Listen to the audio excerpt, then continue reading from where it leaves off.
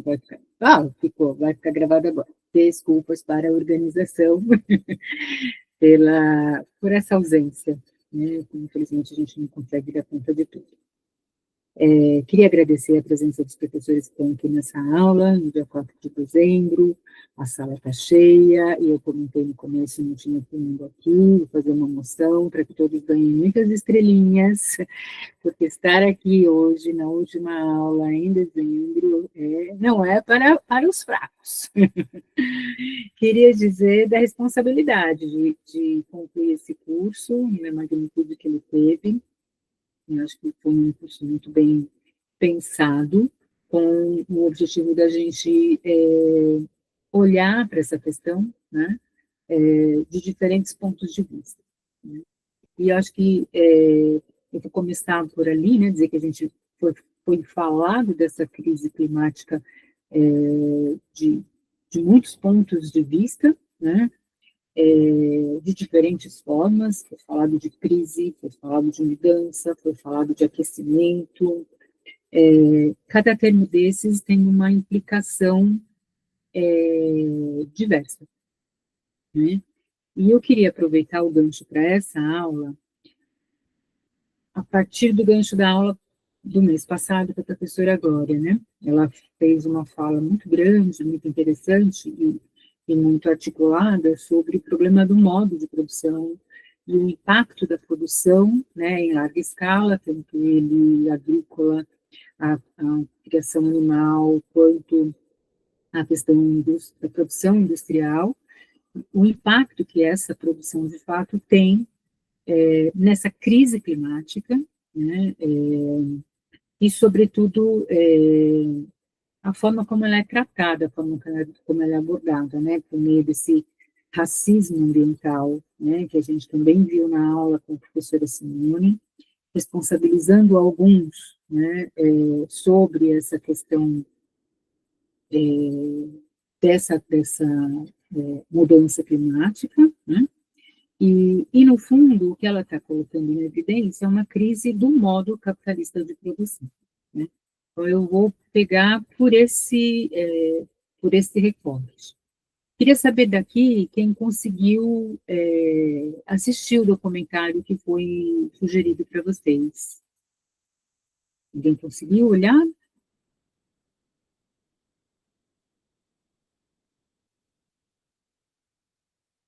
Pelo silêncio, ninguém. A minha sugestão é que vocês assistam, porque eu caí nele muito por acaso, e a hora que eu assisti,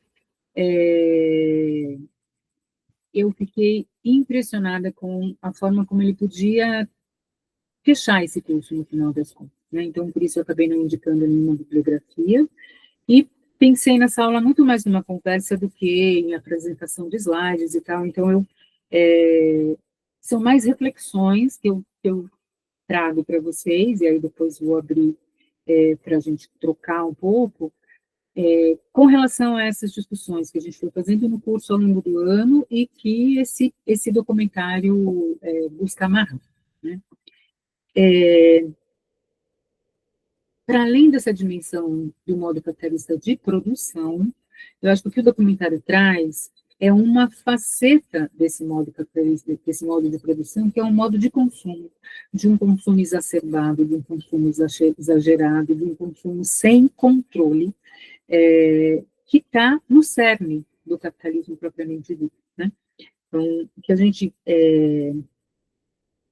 normalmente trabalha quando vai tratar dessa questão do modo capitalista de produção, é que ele, para além de ser um modo de produção de mercadoria, né, ele é um modo de extração de mais-valia, ou seja, de exploração da força de trabalho do trabalhador no limite, para poder cada vez mais se apropriar desse trabalho não remunerado, e, sobretudo, da possibilidade que ele tem de se transformar num ganho para o capitalista quando essas mercadorias são consumidas, né? Então, a gente tem que olhar para o... Ó, teve gente que conseguiu assistir, outros que não tem problema nenhum, final de ano essas coisas, mas assistam, coloquem aí na listinha de coisas para vocês assistirem, porque realmente vale a pena, e principalmente para quem está aqui dando aula, que eu acho que tem muitos ganchos para depois trabalhar em sala de aula. Mas como eu estava dizendo, assim, esse modo de produção, ele pressupõe um modo de pensar e um modo de consumo, né? Então, eu acho que, e essas três coisas estão articuladas, né? Então, o que significa esse modo de pensar capitalista, né? Significa que cada vez mais, e a gente está vivendo isso cada vez mais nesses últimos tempos, a responsabilidade sobre o sucesso ou fracasso, conseguir emprego ou não conseguir emprego, estar situado num bom posto de trabalho ou não, tem ficado nas costas dos trabalhadores, né? E no momento em que a gente está vivendo de uma crise geral desse modo de produção, e, portanto, uma crise do trabalho, né? A gente não tem trabalho para todo mundo,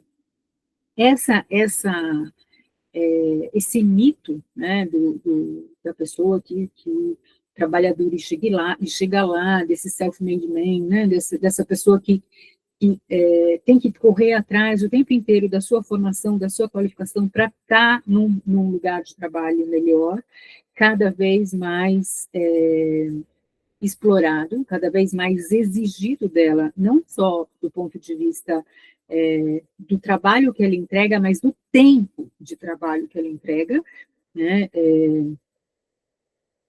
Nós que somos professores sabemos que o nosso tempo está muito além do tempo da sala de aula, onde aparentemente seria o nosso trabalho. Mas hoje, mesmo nas corporações, nas empresas, o que a gente tem visto é que grupos de WhatsApp, e-mail, não sei o que, não tem mais momento, não tem mais a hora do trabalho, né, das 8 às 6, e ali encerrou e no dia seguinte. As pessoas continuam respondendo o tempo inteiro, não está tendo esse sobretrabalho cada vez maior, uma coisa que tem mascarado e velado essa crise do trabalho, essa crise desse modo de produção, está sendo, de um lado, que a gente chama de uberização, né, todo mundo virando motorista de aplicativo, a gente vê os tantos outros aplicativos por aí, então a gente está vendo os entregadores de comida, esses que estão entregando mercadoria para a Shopee, para o Mercado Livre, Mercado Pago. Me foge agora o nome de um filme, mas eu vou procurar me informar e vou passar para o Wagner passar para vocês, que é um filme do Ken Loach, que trata justamente a história é um trabalhador inglês que acaba tendo que se transformar num entregador de mercadoria, tipo de Mercado Livre, Shopee, essas coisas. E o que a gente está vendo hoje é exatamente isso, né? A gente vê essas motos na rua totalmente entupidas de coisas, a gente fica imaginando como é que a pessoa anda naquela moto com cano, andares de mercadoria atrás dela, e essa coisa que ela tem que cumprir meta, né? Entregar coisa para no final do dia, no final do mês, ter um salário muito irrisório que não vai pagar as suas contas. E paralelo com isso, vem uma mudança nesse modo de consumir, né? Que vai criando cada vez mais produtos desnecessários, cada vez mais produtos que vão muito além das nossas necessidades básicas de consumo, mas sobre os quais a gente, depois que vê, não consegue mais viver sem. Então, é aquela história de que os produtos que viram, ou porque são muito baratos, então estimulam o consumo, ou porque são os produtos que são o ícone de um determinado estilo de vida, né? E ele vira o objeto de desejo. A gente já viu aí durante um tempo, nem sei mais se é essa a onda agora, os tênis, né? Que saíram de um calçado para se transformar num objeto de desejo, com preços elevadíssimos para ser um par de tênis, e de outro lado, eu acho que o exemplo mais gritante disso é capaz que seja, meu anjo, é bem capaz que seja esse, você não está aqui, não estava aqui, que é o do Ken Loach, você está falando, né? Uma coisa que é o iPhone, né? A gente vê uma propaganda numa semana, 3 semanas depois já tem um novo número de iPhone sendo lançado, eu já nem sei mais em que número está. Né? Mas é isso, é esse desejo, e você está o tempo inteiro, comprou, mas precisa comprar outro, comprou, mas precisa comprar outro, comprou, mas precisa comprar outro. Chegando ao ponto de que o moto, né, desse modo de consumir é consumo, logo existo. Então, porque se você não está consumindo, você está fora dessa ideologia, você está fora desse circuito, vamos dizer assim. E aqui foi também dito, estou adorando que vocês estão entrando na conversa aqui comigo, essa ideologia do empreendedorismo, que isso também está em tudo quanto é canto, né? Qualquer coisa que a gente abra de rede social, é só isso que aparece, né? Então, e essa coisa da gamificação do trabalho, que é isso também, né? Quer dizer, quem não sonha trabalhar na Google?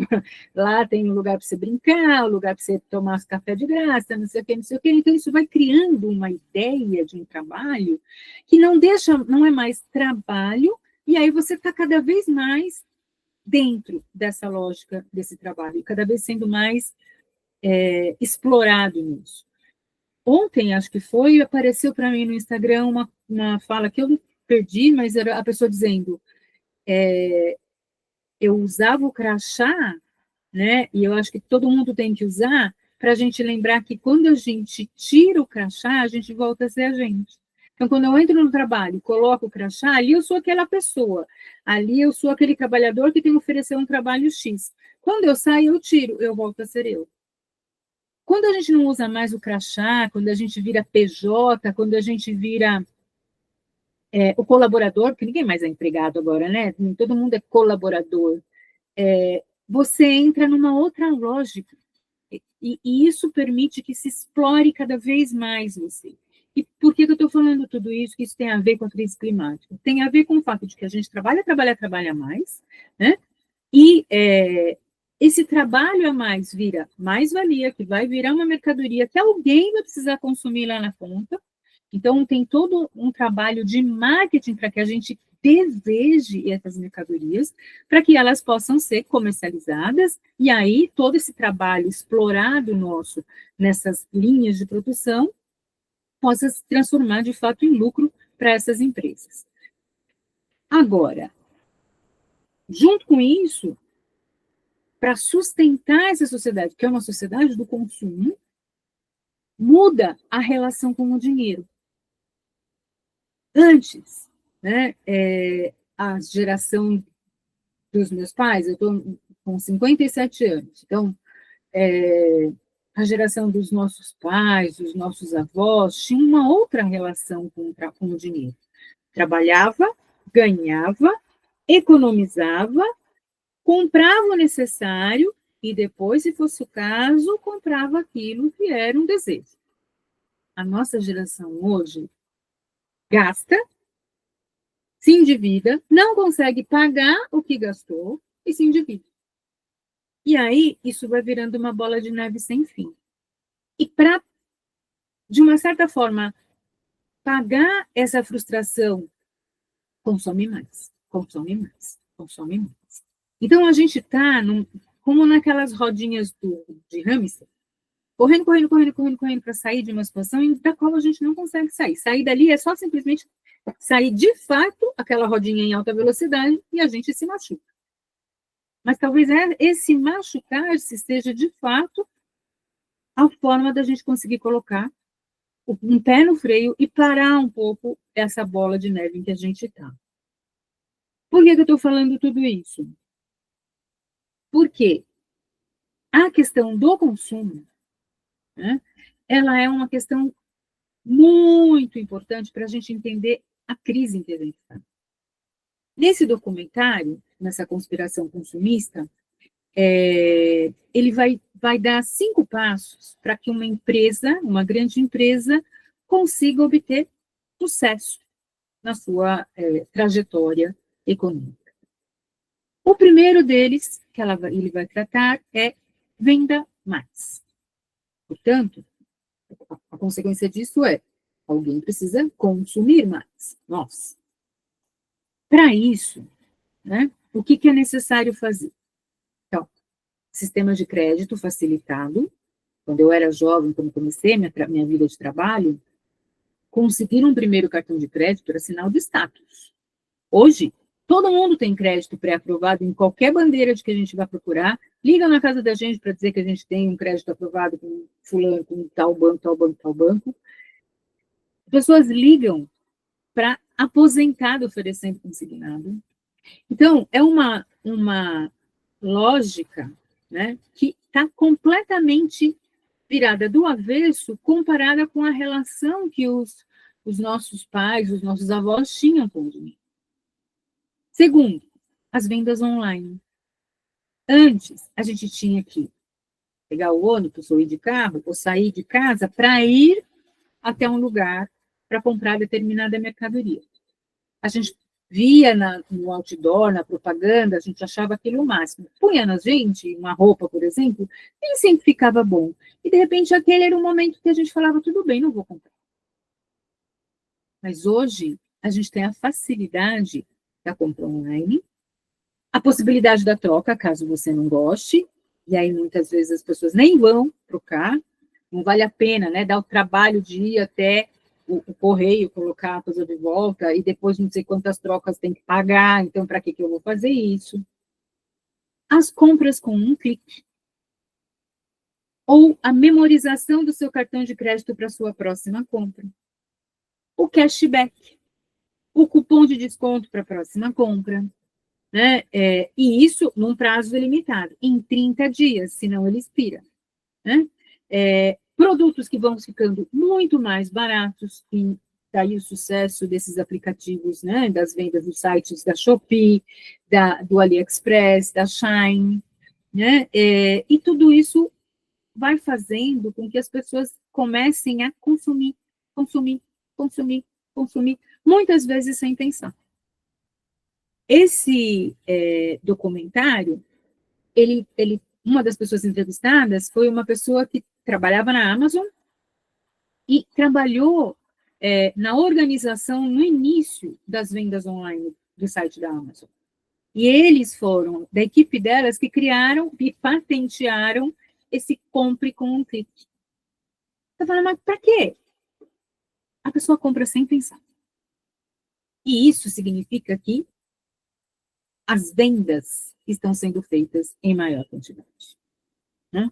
Então, essa primeira etapa, essa de desejar um consumo e fazer com que as pessoas consumam, produtos que muitas vezes elas não vão usar, muitas vezes não são necessários, chegam na casa, não é exatamente aquilo que ela estava imaginando, né? Mas, entanto, a venda já foi feita. E para que a venda tenha sido feita, a produção foi feita. E para que esse produto saia do lugar aonde ele foi produzido, vá para esses galpões de armazenamento, depois cheguem na nossa casa, olha lá, tá vendo? A Arco-Íris está dizendo aqui que compra sem pensar. Nesse documento, eu acho que é nesse documentário que eles mostram o volume de compras feitos durante as madrugadas, quando as pessoas estão entediadas, não conseguem dormir, aí vão para esses sites de... Então, por isso a gente tem uma ideia, né, desse volume de mercadoria que está sendo produzida e comercializada, e essa articulação com esse sistema de crédito. Tanto, eu não estou tendo que abrir a carteira, tirar a cédula de dinheiro, olhar e ver que aquilo vai faltar na minha carteira depois. Quando a gente paga no cartão, a gente não faz a conta. A gente não consegue sentir a dificuldade daquilo. O quanto significa tirar aquilo. Quanto significa aquele valor que a gente está pagando, principalmente se depois ele é parcelado em 3 milhões de vezes. Né? Então, isso tudo gera um impacto. Né? Então, está produzindo mais produzido, e essa produção, que é essa produção em maior quantidade, que serve para garantir que esse modo de produção continue operando, consegue, com essas articulações todas, ter o seu efeito alcançado, porque as pessoas estão consumindo mais. O segundo item sugerido pelo documentário é desperdice mais. E aí, o que significa isso? A professora Glória falou na aula passada, da obsolescência programada. Significa que o produto já sai da empresa com uma vida útil definida. E que os próximos que serão colocados no mercado vão tendo sempre uma função a mais, que não necessariamente serve para alguma coisa, mas que dá uma cara diferente para o produto. E muitas vezes a compra, quando a gente faz essa compra, ela já está amarrada numa troca. Quando a gente compra eletrodoméstico, aparelho eletrônico, o passo seguinte, depois que a gente colocou, vamos pensar na compra online, depois que a gente colocou a compra no carrinho, estender garantia. Primeiro, a gente deveria pensar, se está oferecendo uma garantia a mais, vai ver que o negócio não é bom. Mas o que a gente pensa? Tá bom, vou pagar tanto, R$10 a mais, R$5 a mais, R$20 a mais por parcela, dependendo do preço do produto que você está comprando, isso nem vai pesar. Aí, quando você vai na loja, a pessoa começa a te dizer, não, porque depois, se quebrar, você vem aqui, troca por outro novo, não sei das quantas. Aquela ideia e aquele movimento de pegar o produto velho, que já está usado e que quebrou, levar para consertar, é uma coisa que as novas gerações já estão tirando da frente. A gente, né, a minha geração, os meus pais, meus avós, levavam para consertar as coisas e usavam até o limite. Mas a gente, hoje, cada vez mais, tem essa coisa do fetiche, do produto novo, do produto que tem uma função diferente, do produto que não sei o quê, ou de um preço que é mais caro consertar do que comprar um produto novo. E aí, muitas vezes, o que se faz, se compra um produto novo e se dá um fim para aquele produto que a gente comprou novo. Exatamente, nem sempre o novo é melhor. A tendência é que não seja, para que a gente possa ter que continuar comprando cada vez mais em menos tempo. Aí, o que vai acontecendo? A gente começa a ter produtos que essa não tem a qualidade necessária, ou algumas marcas de produtos, como a Apple, por exemplo, que não autorizavam as trocas, né, em qualquer pessoa que sabia consertar aquele produto, que precisa ir na autorizada para poder mexer e ter uma garantia, porque se alguma outra pessoa abre o seu produto, você perde a garantia sobre o produto. Aconteceu comigo com um computador que foi o último que eu comprei deles. Apareceu uma risca na tela do meu computador, isso há, eu acho que quase 10 anos atrás. Eu fui levar para arrumar. O preço de arrumar a tela era de R$2.000. Comprar um computador novo era mais ou menos daquele jeito. Não um Apple, mas comprar um computador novo era mais ou menos o mesmo preço. E ainda tinha mais. O moço ainda me falou, você precisa decidir logo, porque a partir do mês que vem, o seu computador vira vintage. Eu falei, oi? O que é isso? Não vai mais ter peça para ele. A partir dali, eu nunca mais nem sonhei em querer um novo. Quando a gente entra nessa lógica, que é a lógica de que eu te vendo uma coisa que é a última geração, mais moderno, mais legal, mais top, não vai ter vírus, não vai ter isso, não vai ter aquilo. Você gasta uma grana para fazer aquilo, depois ele quebra de um jeito que te impede de fazer a coisa e não troca. O preço da tela para trocar era quase o preço de um coisa novo, e eu tinha que decidir se eu ia ficar com ele ou não, se eu ia fazer aquele não, porque do contrário ele ia virar vintage e aí não tinha mais peça para ele. Ou seja, a própria empresa diz que não vai mais permitir que você arrume aquele produto. Você vai ter que jogar fora. Aí a gente vai jogar fora. E vem o terceiro item do documentário. Minta mais. A gente está vivendo num momento em que cada vez mais nós estamos usando ou adquirindo produtos com embalagens descartáveis.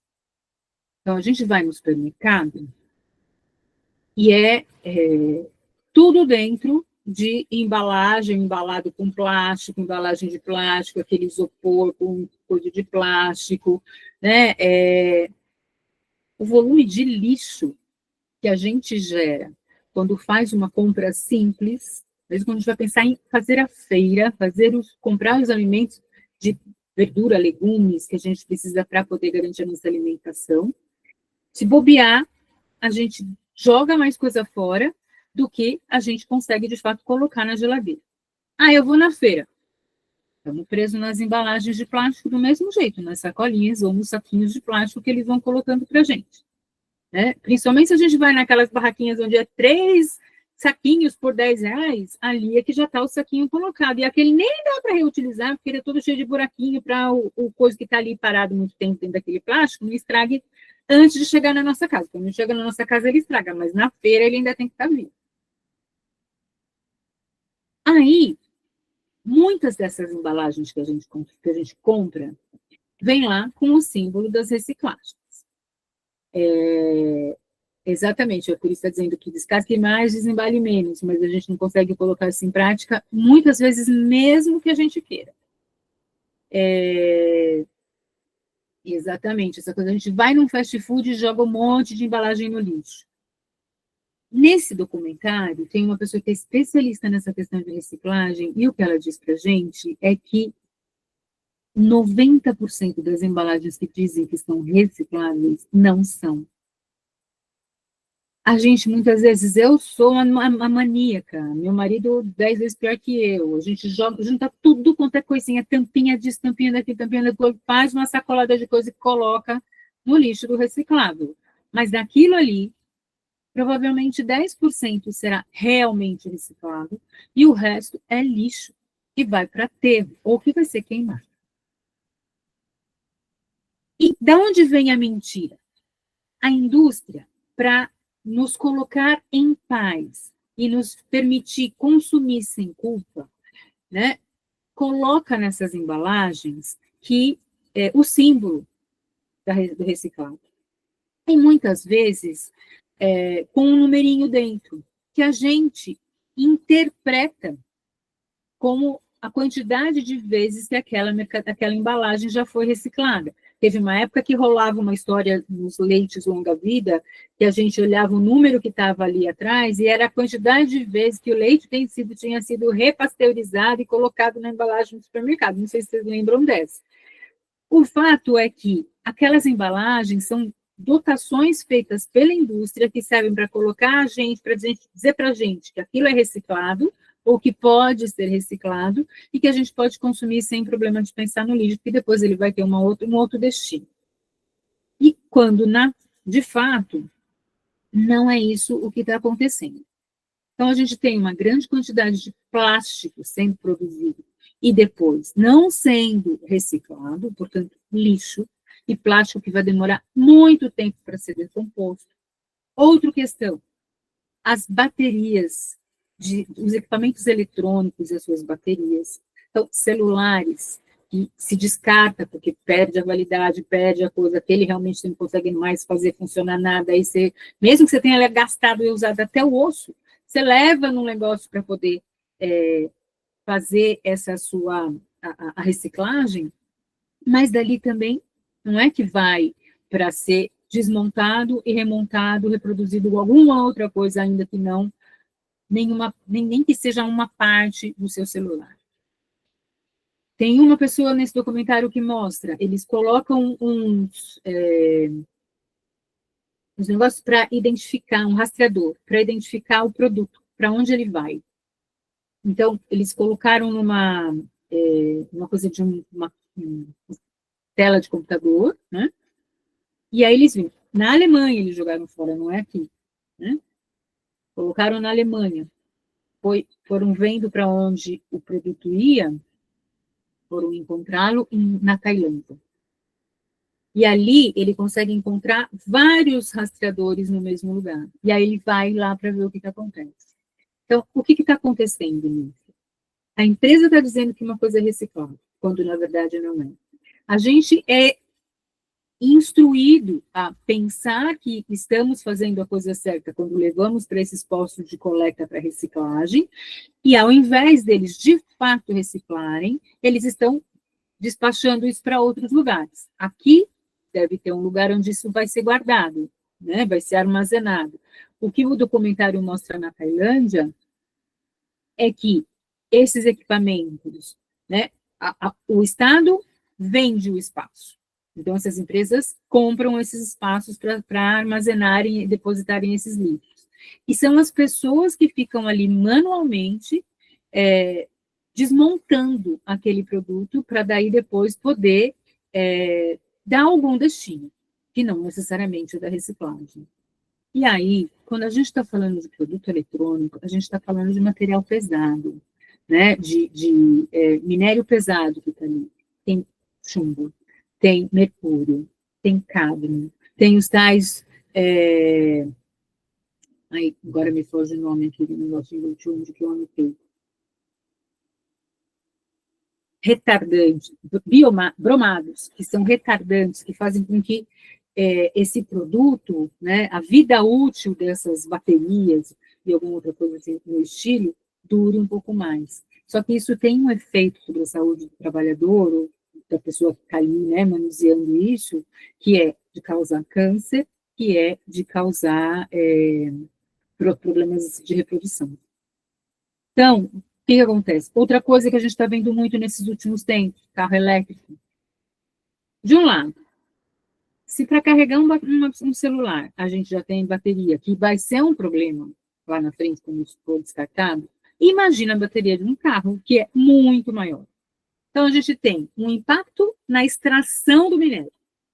Um outro impacto depois, que ninguém está falando nisso ainda, a decomposição dessa bateria. E para abastecer energia elétrica. Aí você fala, mas é reciclável. Para construir hidrelétrica, a gente já viu o que acontece, nós somos históricos disso, né? As últimas, Belo Monte, Santo Antônio e Giral, muitas hidrelétricas na Amazônia, colocando grandes extensões da floresta debaixo d'água, não respeitando as comunidades indígenas, quilombolas, camponesas que estão nos lugares, a alteração completa das dinâmicas dos rios que estão nos locais, né, e as pessoas que viviam da pesca, comunidades ribeirinhas, não tem mais, não conseguem mais se reproduzir a partir do modo de vida que tinham antes. Hoje a gente ouve muito falar da energia eólica, das placas solares, da energia solar, muito material consumido para produzir aquilo, toneladas de ferro para produzir uma torre, né, para geração de energia eólica, fora sem falar o transporte entre da onde ela é produzida até onde ela vai ser instalada e o impacto que ela causa nas comunidades onde ela é instalada. E normalmente elas são instaladas em áreas onde você tem comunidades camponesas, comunidades ribeirinhas, comunidades quilombolas, e ali, aparentemente, é um serviço, vai ganhar alguma coisa, mas na prática inviabiliza a vida das pessoas, porque o barulho dessas hélices girando é alto, espanta animais, e eles não conseguem muitas vezes ficar no local. Então, outra coisa,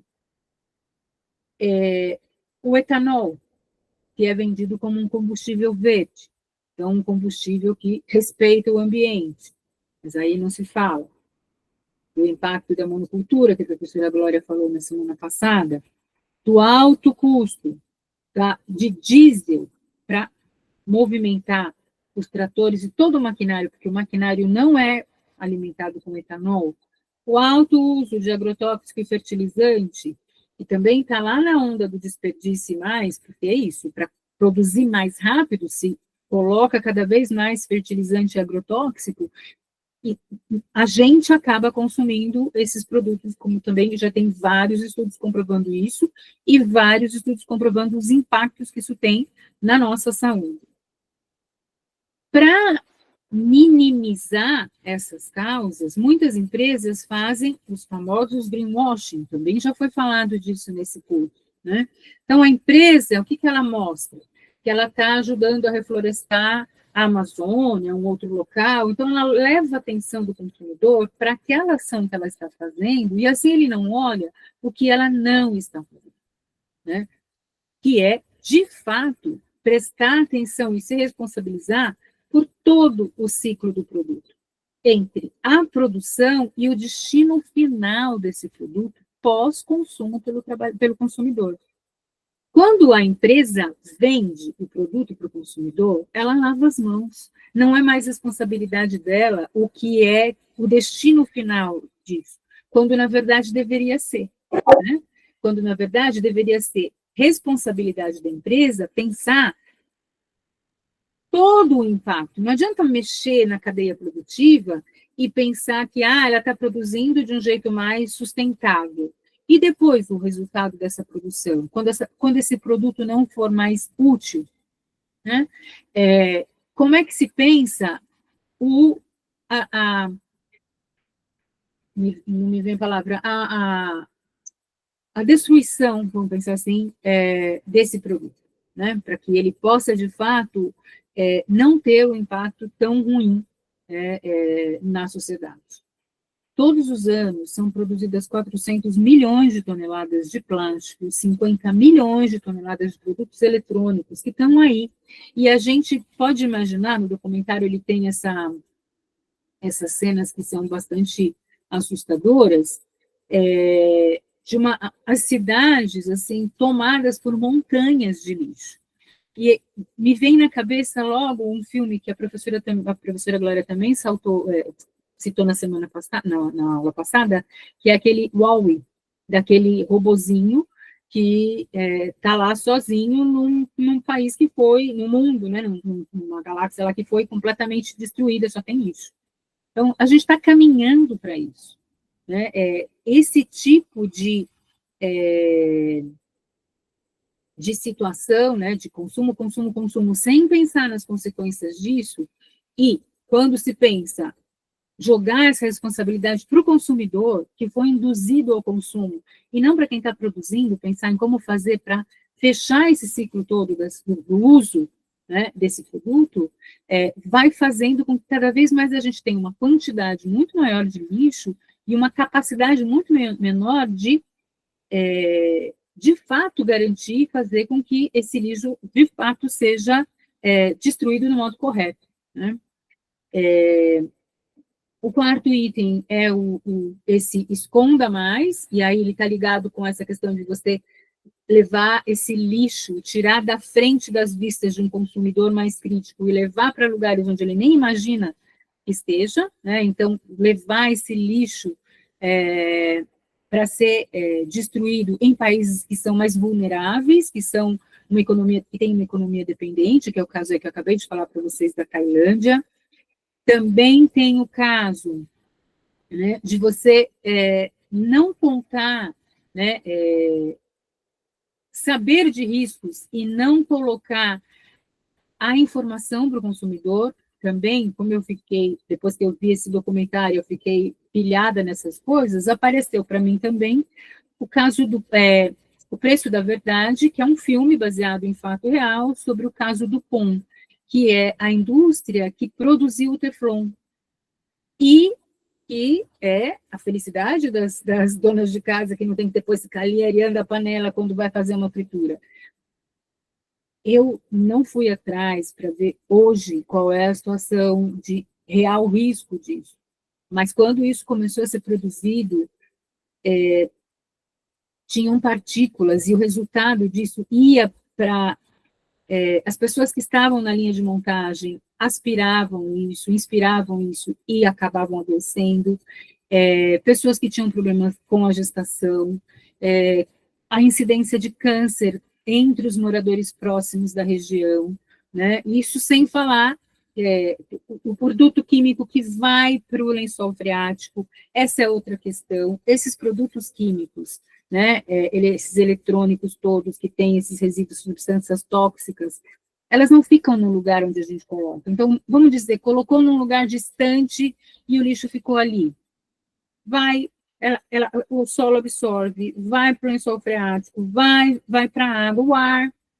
Então, isso vai continuar circulando, e os efeitos dessa toxicidade desse produto vai continuar se proliferando e atacando muitas pessoas que muitas vezes não têm nenhuma responsabilidade sobre essa produção de fato, né?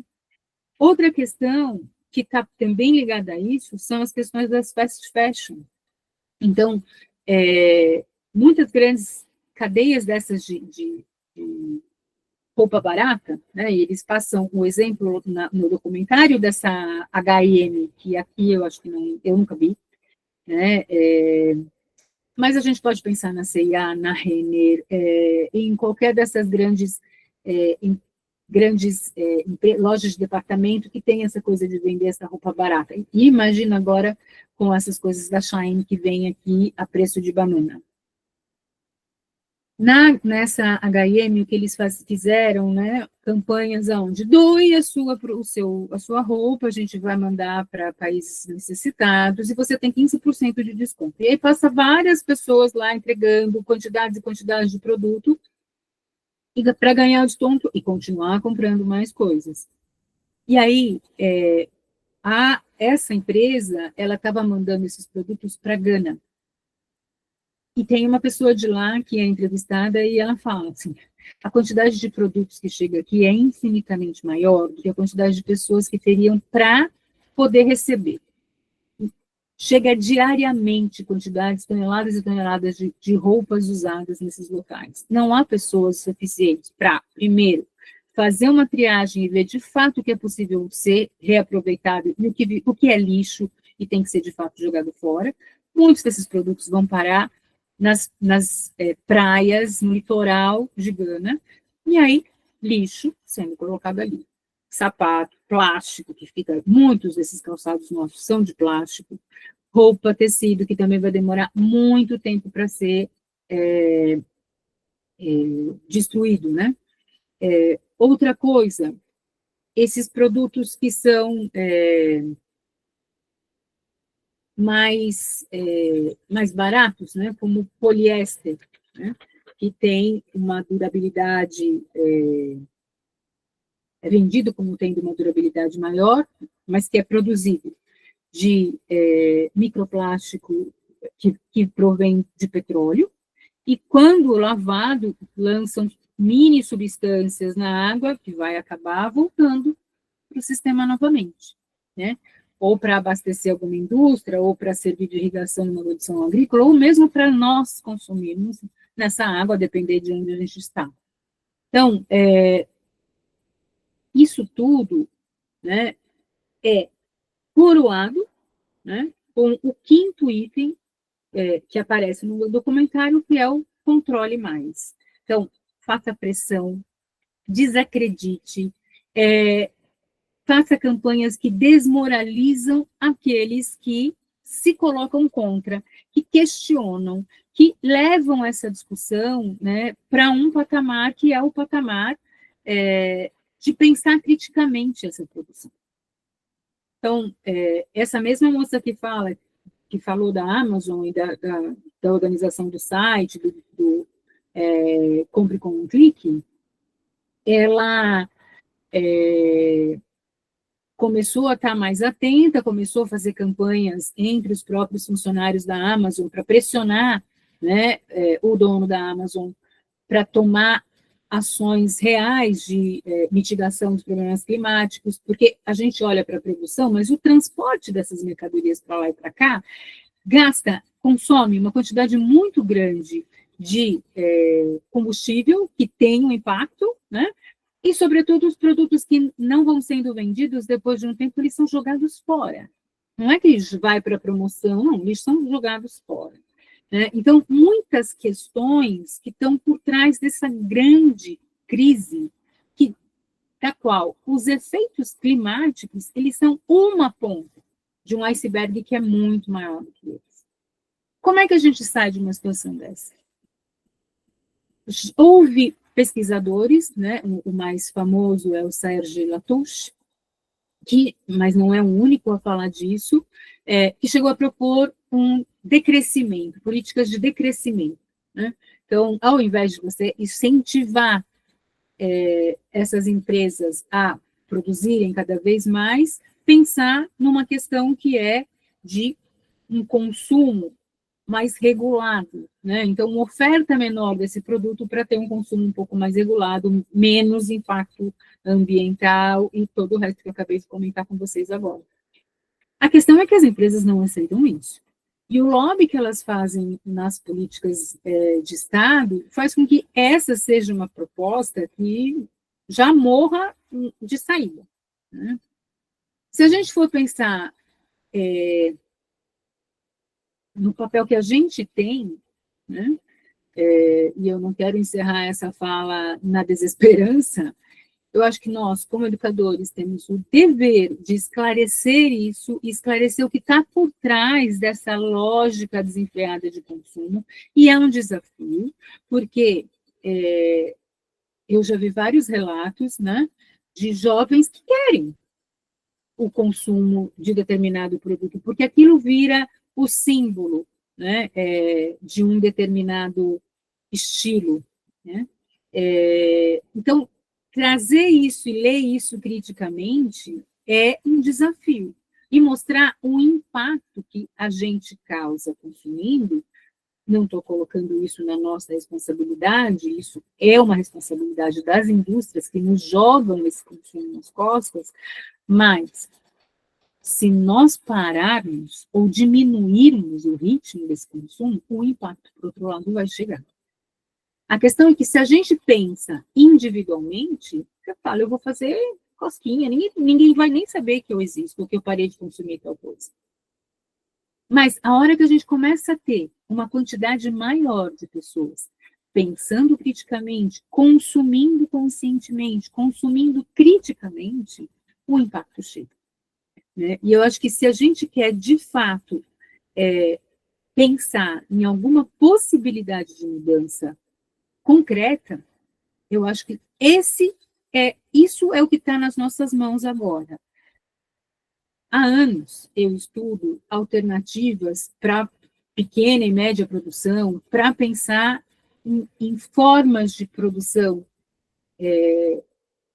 ambientalmente corretas, que possam remunerar melhor, que possam garantir renda maior para os produtores, sem necessariamente passar pela destruição do local onde eles vivem, pela destruição da própria saúde, usando produtos químicos cada vez mais fortes, pensando numa outra relação com o consumidor, que seja onde as duas partes ganham, não só uma, né?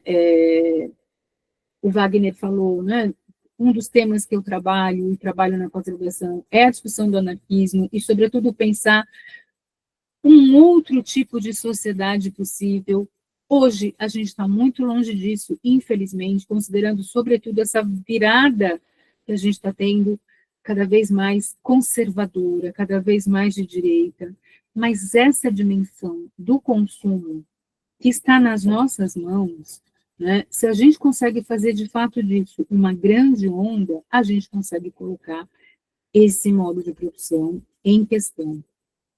Quanto mais crise vem, mais o capital busca sair dessa situação e driblar essa crise. Mas ele está num movimento que é um movimento de autodestruição. Então, eu acho que nós não veremos, mas não demora muito mais para que tudo isso entre em colapso. Então, tudo isso para dizer para vocês que a gente não pode olhar só para uma dimensão e falar que é o clima, né? Por isso o título desse curso. Não basta falar de combate ao racismo ambiental, justiça climática, a gente precisa repensar, de fato, como a gente está nesse mundo. E assumir a nossa responsabilidade, ainda que pequena, ainda que aparentemente pouco impactante. Mas a hora que a gente conseguir somar, né, de formiguinha em formiguinha, de passo em passo, de pessoa em pessoa, a gente vai conseguir, de fato, causar esse impacto. Até porque a gente não tem muito mais para onde caminhar, né? É um modo de produção que cada vez mais concentra mais riqueza às custas de cada vez mais desigualdade social, pobreza, condições de precarização da vida, e não dá para continuar desse jeito. É isso que eu tinha para fazer, eu queria ouvir um pouco vocês, algumas pessoas foram conversando comigo aqui pelo chat, e, enfim, queria um pouco saber de vocês se faz sentido, se... nem sei mais o que, até eu estou impactada aqui.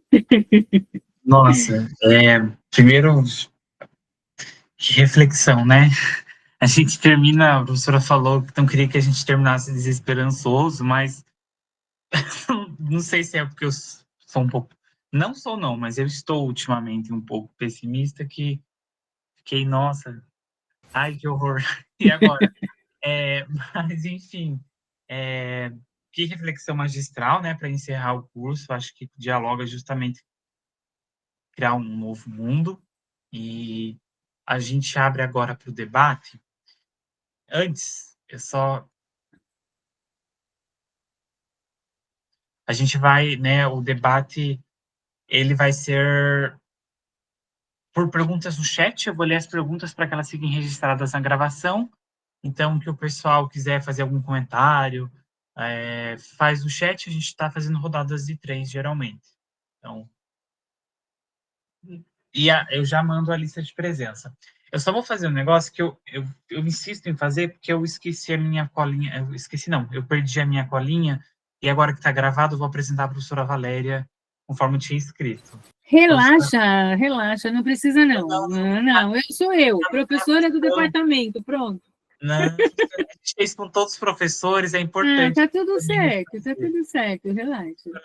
Arcos, que possui graduação em licenciatura e bacharelado em Geografia pela USP, mestrado em Geografia pelo Programa de Pós-Graduação em Geografia Humana da USP, doutorado em Geografia e...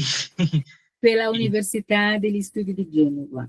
Isso, e atualmente é professora doutora no Departamento de Geografia da USP. Tem experiência na área de Geografia, com ênfase em Geografia Agrária, atuando principalmente nos seguintes temas: produção camponesa, produção coletiva, produção comunitária, agricultura camponesa e geografia e anarquismo.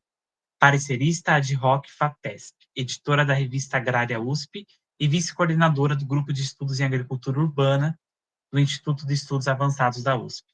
É porque a gente fez com todos os professores e, bem na hora que eu fui ler o da senhora, fechou a página. Mas, enfim, vamos pro debate. Então, pessoal, eu já vou passar a lista de presença, tá? Eu acho que não tem pergunta, pelo que eu fui vendo aqui no chat, é mais comentário com uma medida em que eu fui comentando as coisas.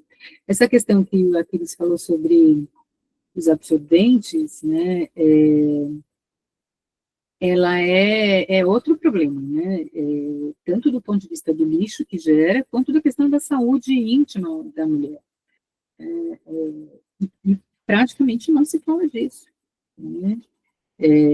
Existem alternativas mais sustentáveis, mais higiênicas, né, como esses absorventes internos, não o OB, os coletores, né, que eu fui descobrir na minha fase final aí de vida fértil, né, e que gera uma outra percepção, inclusive, do nosso próprio corpo, mas que não, nem de longe passa nas propagandas como passa dos absorventes. Agora eu tenho visto menos, mas quando eu era jovem, isso estava na mídia o tempo inteiro. Isso também é um problema. Recentemente eu tive avaliando uma apresentação de iniciação científica num colégio onde uma aluna minha dá aula, e um dos trabalhos era justamente sobre essa questão dessa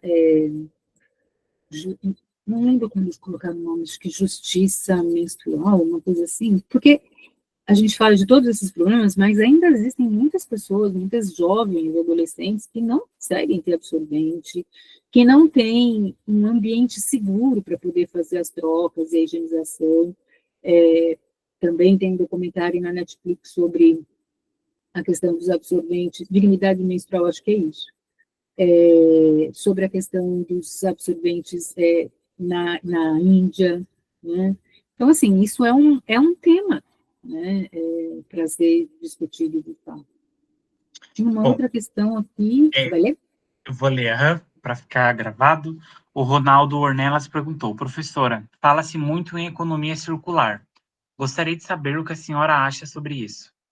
Eu acho que essa questão da gente poder tentar dar um novo uso para aquilo que existe, né?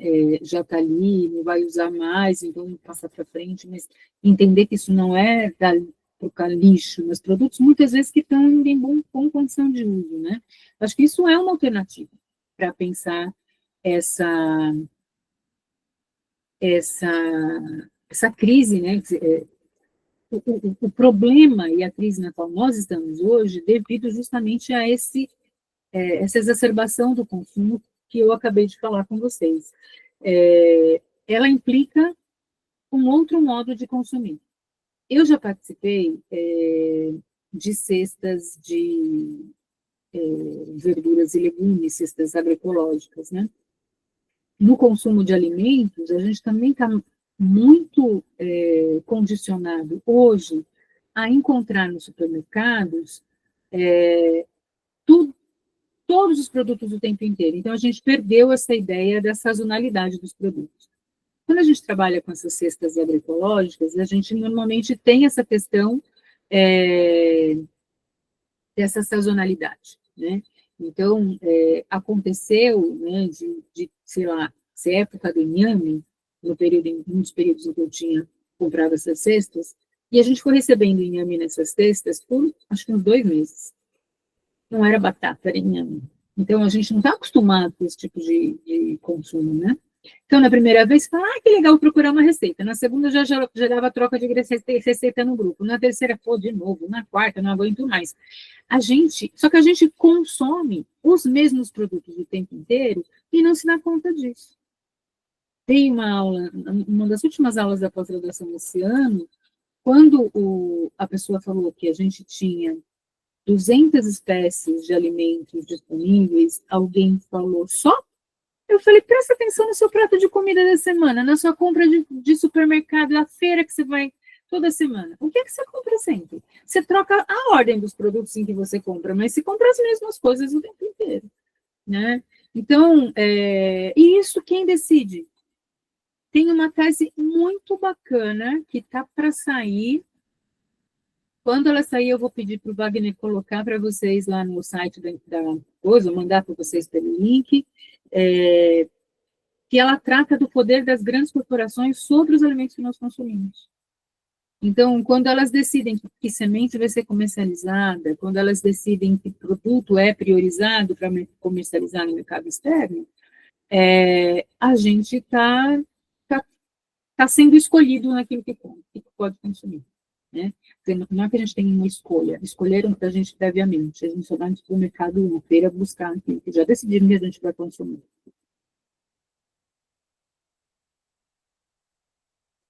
Nossa senhora. Eu vou ler aqui, temos mais perguntas. Bom, temos um comentário do Alan, tá. A Estela Cooperman Pesso perguntou, prof, o conceito de cradle to cradle é válido, que propõe uma cadeia produtiva circular das indústrias ao descarte, no reuso de água, energia e etc. Aí o Rodrigo Aparecido Ferreira perguntou, professora, a luta constante pelo básico, devido às sucessivas crises socioeconômicas, torna a sustentabilidade um luxo, entre aspas, para quem é mais vulnerável? Sim. E é isso. Pode postar para Pode ir? Eu acho que todos esses conceitos que são criados, né, eles são importantes, eles são válidos, a questão é que eles precisam ser colocados efetivamente em prática e eles precisam ser controlados, né?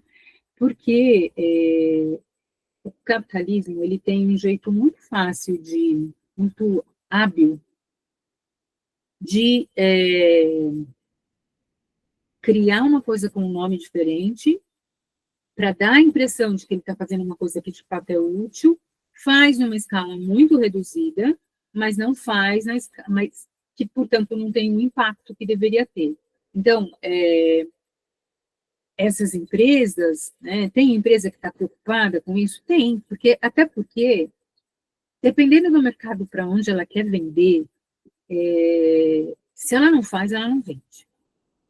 Então, ou ela, de fato, cuida, né, dessas etapas do processo de produção, e a gente está nessa escala, não no consumo, se ela cuida, respeitar a lei trabalhista, respeitar a questão ambiental, pensar nessa questão dessa circularidade, né, de fechar o ciclo e de, portanto, garantir que a água que seria antes jogada nos rios, primeiro é tratada ou é utilizada para fazer uma outra coisa antes, então vai ter um tratamento nessa água para poder colocar lá, no coisa e não poluir, isso é super importante, melhora a imagem da empresa e permite com que ela venda no mercado que me remunera mais porque ela está querendo. Mas isso precisaria ser, de fato, uma questão para ser aplicada numa grande escala.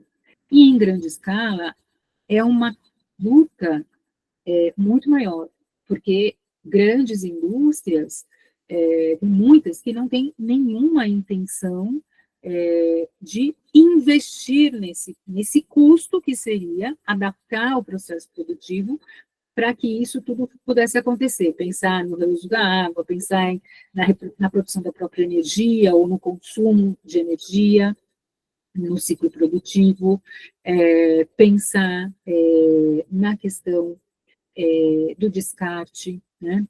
Agora, a gente também tem que olhar para o impacto e para a cadeia disso tudo, né? Vamos pensar na questão da produção do açúcar e do etanol, né? Quando a gente entra numa usina, a gente se dá conta de que, de fato, elas têm esse ciclo fechado. Faz a colheita da cana, processa a cana, o bagaço da cana vai para as moendas para produzir energia elétrica, que vai alimentar as turbinas da usina, sobra energia que é comercializada na rede, que vai chegar nas nossas casas, a borra da produção do açúcar vai ser utilizada como fertilizante, a vinhaça, que é o refúgio da produção do etanol, ela está sendo utilizada e aplicada nos campos como fertirrigação, e hoje tem maquinários muito modernos que já jogam o produto diretamente na linha, né, onde estão plantadas os peletes de cana. Então, antes, vocês já devem ter visto pelos interiores, quem já circulou em área de produção de cana, que a gente normalmente vê um esguicho. Aquele esguicho é o vinhope, ou vinhaça, como eles falam, né? Que eles usam para fertilizar o solo. Antes, era tudo despejado nos rios, na mortandade dos peixes. Então, quando a gente olha para o circuito da usina, né, da usina de cana-de-açúcar e de produção de açúcar e etanol, ela está fechada. Agora, a gente pode falar que isso é sustentável? Quando a gente pensa na escala que isso tem, e sobretudo quando a gente pensa que esse produto, boa parte dele é destinado para o mercado externo. Então, são muitas variáveis que a gente tem que ponderar. Eu acho que, do ponto de vista do desperdício energético, a usina dá show, porque ela, de fato, não desperdiça. Tudo é milimetricamente produzido, calculado, para evitar o desperdício. Agora, pensando no impacto que isso tem, né, na extensão que isso tem, nos milhões de hectares que são cultivados com cana, isso sem falar dos outros tantos milhões que são muito mais com a soja, aí a gente tem que olhar e ponderar outras coisas, né? Então, eu acho que tudo são conceitos válidos, são alternativas que estão aí para pensar essa mudança, mas a gente sempre tem que olhar que, muitas vezes, a escala em que aquilo a gente está olhando falseia um pouco o dado. A gente precisa olhar, pensar nisso numa coisa maior, e eu estou dizendo isso para dizer que não é para a gente achar que não tem solução, mas é para a gente pensar em como isso pode ser ampliado. né? Como é que isso pode ser feito para que a gente, de fato, consiga melhorar, né, essa situação? E essa questão que o Rodrigo coloca, isso é, infelizmente, um fato, e a gente pode olhar para a questão dos produtos orgânicos, né? Eu sou professora de agrária, gente, então eu vou puxar a sardinha sempre para a minha brasa. A produção de orgânico, ela tem um custo, né? O preço do produto orgânico no mercado tem um custo muito maior do que o preço do produto convencional. Então, não é para qualquer mercado. A gente trabalhou, eu quando comecei a minha carreira aqui na universidade, eu comecei com um trabalho de agricultura urbana na região do extremo sul de São Paulo, em Parelheiros. E a gente trabalhava numa perspectiva de implantar, a ideia era implantar um centro de referência sobre agroecologia ali na região. No final não deu certo, mas a gente conseguiu trabalhar com vários agricultores, eles começaram a trabalhar de forma agroecológica, começaram a ter produção e começaram a comercializar. E aí, na hora de comercializar, a questão que apareceu para a gente era a questão do preço. E foi um professor participar de uma oficina para falar como é que ele pensava que tinha que calcular esse preço. E aí, no final das contas, para encurtar a conversa, o jeito mais fácil era olhar o preço da feira da Água Branca e cobrar aquele preço. Eu falei, não estou acreditando que eu estou ouvindo isso. A gente trabalhando numa perspectiva de economia solidária, eles lá no extremo sul de Parelheiros, Marcilac, uma região mais simples, né? E aí eles subiram o preço lá para cima. Eu falei, se fosse você e tivesse que comprar, comprava nesse preço? Não. Então o seu vizinho também não vai comprar nesse preço? Não. Aí o produto que é cultivado numa área que podia abastecer o mercado local num preço justo, que remunerasse quem está produzindo e não onerasse excessivamente quem está consumindo, acaba não sendo consumido ali e vai abastecer essas grandes feiras onde as pessoas com poder aquisitivo vão comprar. Né? Então, infelizmente, a gente está numa coisa que é meio que autodestrutiva, né? A pessoa produz, consome um produto de qualidade, mas ela não pensa que ela pode abastecer aquele mercado local para pessoas que possam, e como ela não tem tanto poder aquisitivo para poder comprar aquele produto, mas que tem o direito de comprar aquele produto. Agora, entre um produto de uma agricultura convencional e o produto ultraprocessado que a gente encontra no supermercado, esse da agricultura convencional, onde uma alimentação de verdade, né? E não esses ultraprocessados que aí tem mais problema para a nossa saúde ainda. Fica patrão. Ah, era um sinal de tempo só. Não, tudo bem, eu já acabei aqui. Ah, tá. Bom, nossa, é isso. Só uma última, então, prof. Acho que o pessoal não fez mais perguntas, mas o Elias Batista da Silva pediu para a senhora se a senhora podia repetir o nome do documentário sobre o Teflon. O preço da verdade, vou colocar aqui. Beleza. Bom, então, pessoal. Não é um documentário, é um filme baseado em fato real, tá? Ele é longo, aí tem 2 horas, prepara a pipoca, mas Tem na Netflix? eu vi na Netflix, mas acho que tem também na coisa da net normal. Net, que agora não é mais net, né? Tem outras coisas. Tá vendo como eu sou do século passado? Entendi. Bom, então, pessoal, a gente quer aqui agradecer primeiro a vocês que acompanharam o curso integralmente ao longo desses 9 encontros e também os encontros que ocorreram durante a semana de geografia. Em nome aí da coordenação, acho que eu posso falar isso, em nome da professora Glória, da Val e de todos os outros estudantes de graduação que eles não abriram suas câmeras, às vezes eles não assistiram aqui, mas que eles também estiveram calculando a frequência de vocês, sofrendo com os formulários. Aqui eu falo do Pedro Henrique Allen Lamar, da Jaqueline Cardoso Santana, enfim, vou citar esses dois porque eles foram os mais emblemáticos com os formulários, mas também a Letícia Polato Quina, a Alice dos Santos Silva, que estão sempre respondendo os e-mails. Agradecer a essa equipe, agradecer a vocês por terem ficado até o fim. A gente recebeu até recomendações da seção de Cultura e Extensão da FEFELESH falando, mas será que vale a pena fazer um curso tão longo assim? Geralmente não dá muito certo, mas acho que deu. Pelo menos a gente conseguiu manter assim, 40 pessoas até o fim, e acho que tendo picos ao longo do tempo, né? Foi 50, hoje bateu, na verdade.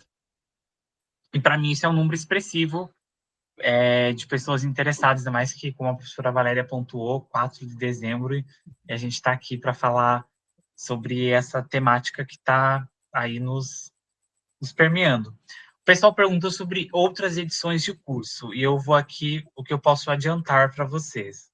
A gente não vai, né, ter uma segunda edição do curso aqui de mudanças climáticas ambientais.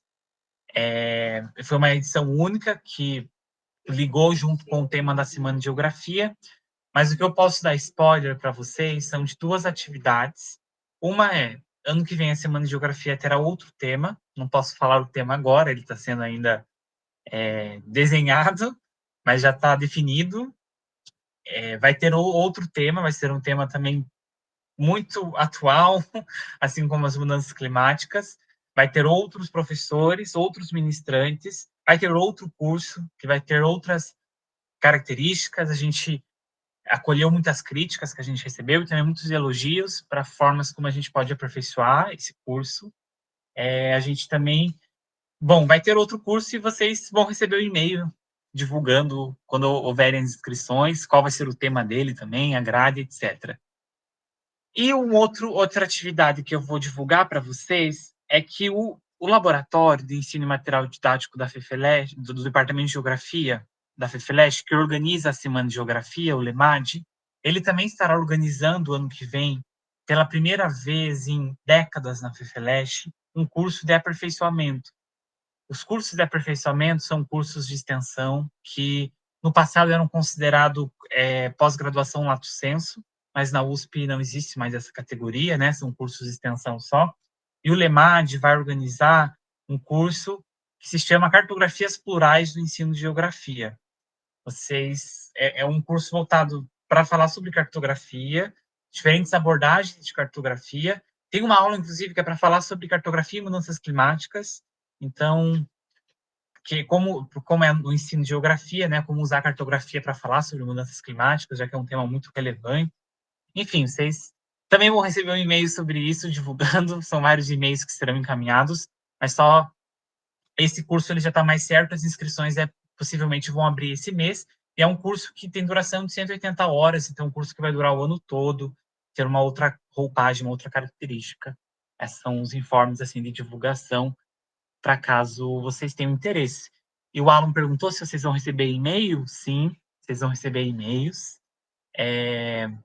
Então, aguardem pelos e-mails.